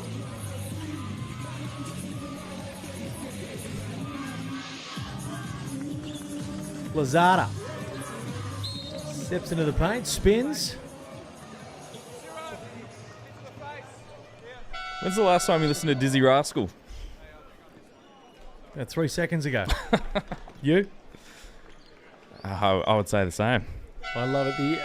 DJ Scoob has just got this ability to go from one track, one genre to another, unlike any DJ I've ever seen before, and still do it well. None of it's jarring. So nothing I'm saying here is sarcastic or in jest. I genuinely think they do a fantastic job in Perth, and DJ Scoob does do a fantastic job week in, week out. Foot violation.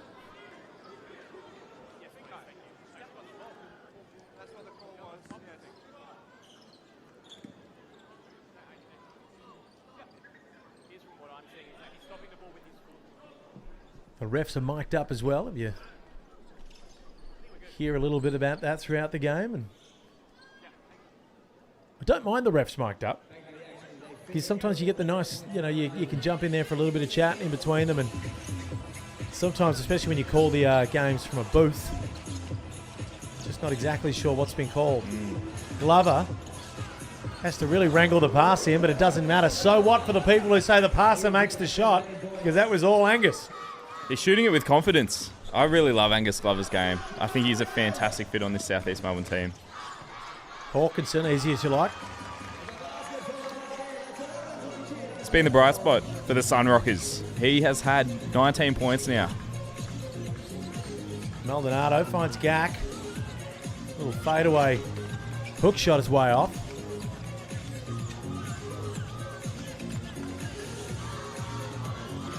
And barring a miracle for the Sunrockers, and that certainly won't help them in their quest to bring this one tighter, South East Melbourne are going to come away with yet another really strong win. And they're going to head into NBL26 with a heap of confidence on the defensive end. South East Melbourne have forced 18 turnovers for the Sunrockers. 18-6 is the turnover count for both teams. So again, that's one of those categories we're going to have to monitor through the season. I think it's going to be a real big barometer for South East success. There we go. I've got to get my hands on one of those towels.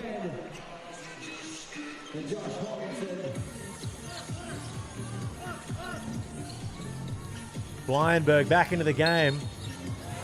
And that's what you want to see from him. Nice strong drive, good finish, and one.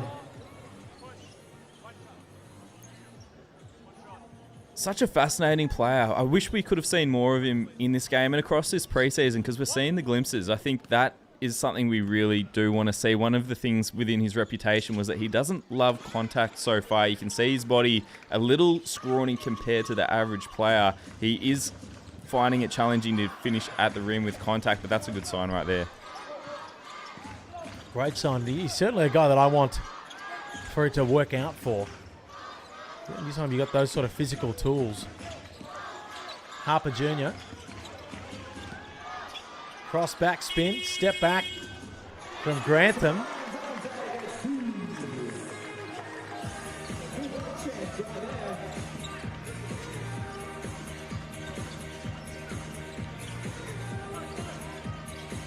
Maldonado up top.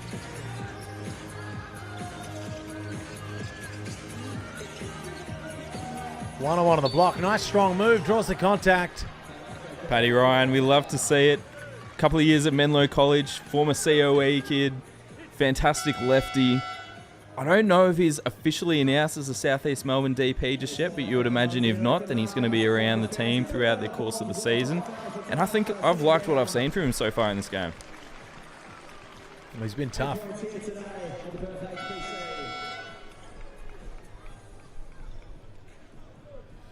Nazaki into the game as the Sunrockers just start to clear the bench. So this will be the last of their little oceanic trip. They'll head back and get ready for what is a long and arduous Japanese B.League season. I believe 60 games? Yes, roundabout? 60 games. 30-30 for the Sunrockers last season. Couldn't have split it. That is a lot of basketball.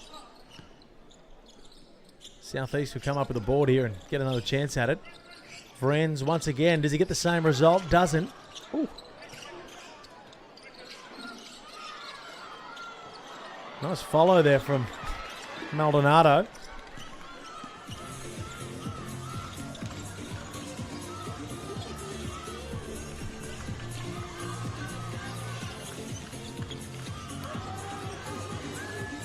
Harper Jr. just well guarded by Ryan. Murphy can't find anything. Welsh will be the last one left to heave up the mid-range, and he'll come up with his own board. And God knows what that was, but it worked. I've seen the underhand free throw before, but that was a bit of a two-hand underhand paint shot. He's a tough player as well, Welsh, and he's exactly the type of import that you see over there, just a hard-nosed big boy. It's always surprised that the money that Tasmania's been able to throw at a guy like Will Magnay, he's your Japanese B.League prototype. Absolutely. How great is it to have him continue to be in the NBL? Where do you rank Tasmania at? They're a tough one for me. A lot of people are very high on them. I've got them missing finals. I like them. I am a big fan of Bryce Hamilton. I think he's going to be one of the better imports in the league. He has had Pete told me he could career. win the MVP. Is that right? All right, we've only got 8 more to go. Told me Tiger Campbell's a chance as well. Yep. Mitchell showing some good signs tonight, but Welsh swats that away. We've spoken about all the teams that look to be competitive. I think one of the harder conversations to have is what team is going to end up near the bottom?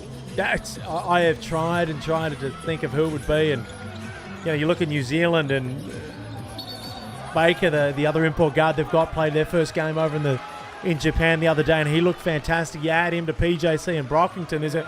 There's a world where we're looking at the end of the year and we say that's the best import trio. Yeah, I mean, Brockington had a fantastic blitz, didn't he? And to see him do so well, Parker Jackson Cartwright's a known commodity. We know he's going to be fantastic. This will be the first time we see Parker Jackson Cartwright with some proper firepower next to him to be able to run with and to take some of that scoring load off him, because I think PJC's at his best when he's able to get in there, probe, and not being forced to take, as a much smaller guard, being forced to take all these extra shots and he probably wouldn't need to. I think having a backcourt mate, obviously he was so productive in the blitz, but someone that can run with him as well. I think being able to create a roster that fits with his pace of play, that obviously wasn't the case when they had Taco Fall last season, and that's where we saw a lot of the struggles take place. Exciting times for the New Zealand Breakers. So many locals on that roster as well as Grantham Oh! comes upstairs and throws it down with a bit of authority. Who cares about the score? That was a hammer. Southeast defense has been so watertight all game. 2 minutes left. You give up one of those. That's going straight to the TikTok, I think, Felix. That'll be on TikTok. And sorry, Alice Bigger. They're going to get blocked on the other end. End-to-end stuff from Grantham. I was going to say they're going to crop out the score as well, I imagine. I would hope so. Still early days for these B-League teams, though. Welsh gets it inside. He'll draw the foul.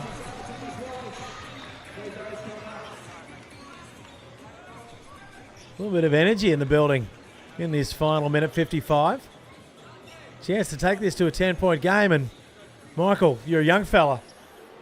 But dare I say it, I've seen crazier things before. I have no doubt that you have, Felix. That was a big one, though. And all hope is gone. All hope is gone. Almost. I want to see the courtside fans' reaction to that one. Well, they've left. They're out in anger. They're protesting.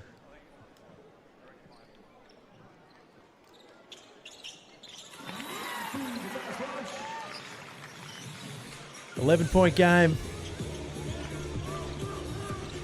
DJ Mitchell just probes. Maldonado with the step back. And Alice Bigger. Turnover on the pass back in bounds. Good call by the official. Backcourt violation as DJ Mitchell tried to keep it alive.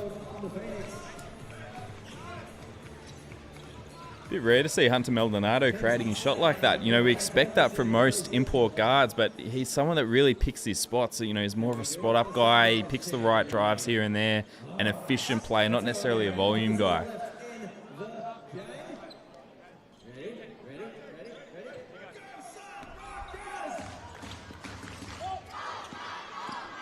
And Neil Barnard, the MC for the Perth Wildcats, just getting a Sunrockers chant going.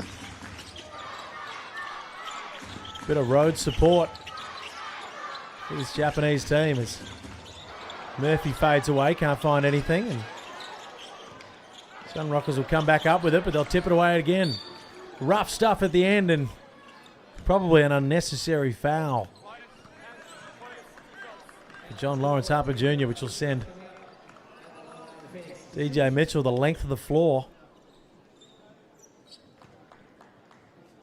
Perth Wildcats up next against the Ryoku Golden Kings. Mason Jones in action. Stark got some big G-League numbers. And as Michael said before, those translate well to the NBL. So he's got the pedigree.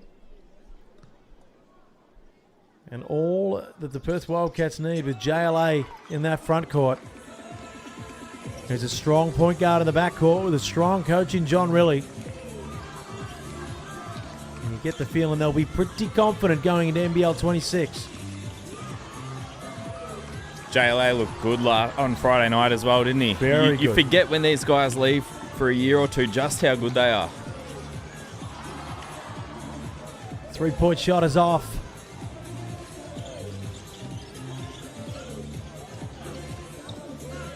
Bryanberg.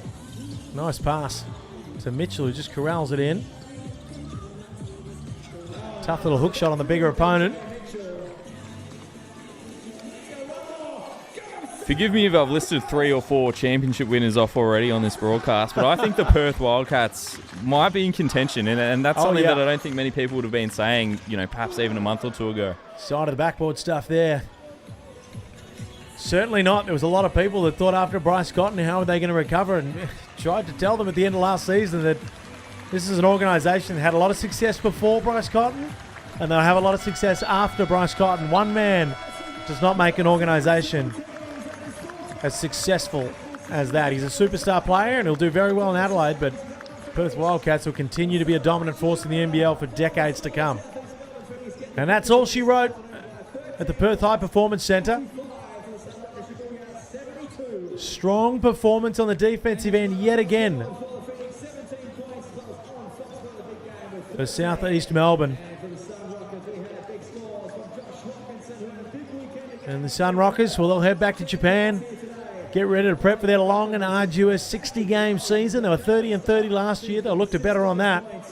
And I'm sure the talent of Josh Hawkinson, one day we can dream that maybe we get to see him in the NBL. We can't get him as a local. He is a Japanese citizen, a naturalised Japanese citizen, just like we've seen Bryce Cotton become Australian.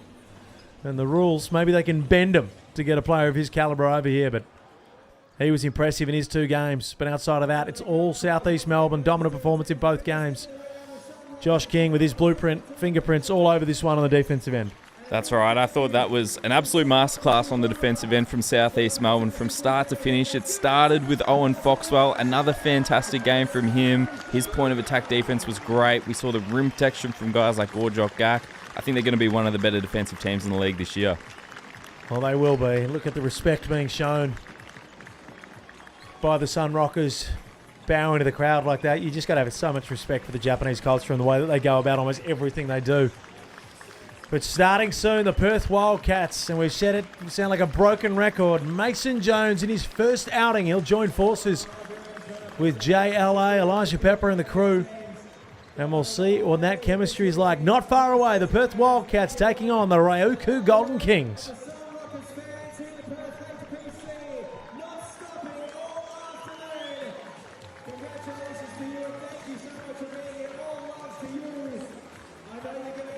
Next game for the Ryoku Golden Kings.